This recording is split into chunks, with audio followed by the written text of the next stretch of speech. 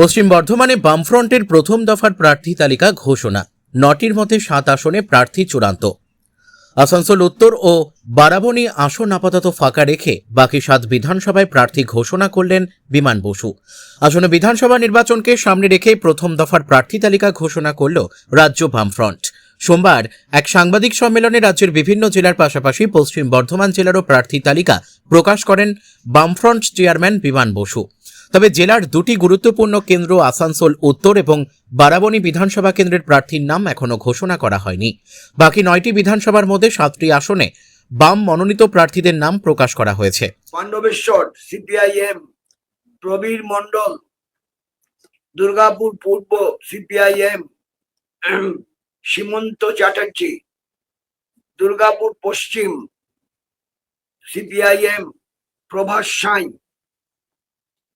Raniganj CPIM Narayan Bauri SC, সিটটা SC না।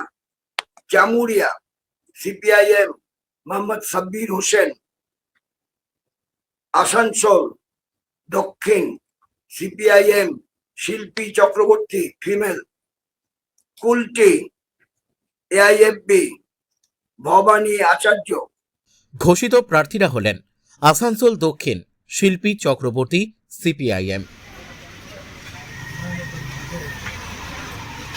Jamuria Mohammad Sabbir Hossain CPIM, Raniganj Narayan Bauri CPIM. 76 এসেছি ৭৬ সালে, 14 বছর বয়সে রাজনীতি করি।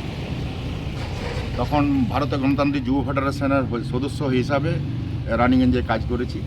পাণ্ডবেশ্বর প্রবীর মণ্ডল সিপিআইএম, কুলটি ভবানী আচার্য ফরওয়ার্ড ব্লক, দুর্গাপুর পূর্ব সীমান্ত চ্যাটার্জি সিপিআইএম, দুর্গাপুর পশ্চিম প্রভাস সাঁই সিপিআইএম। বামফ্রন্ট সূত্রে জানা গেছে বাকি দুটি কেন্দ্রের প্রার্থী খুব শীঘ্রই ঘোষণা করা হবে।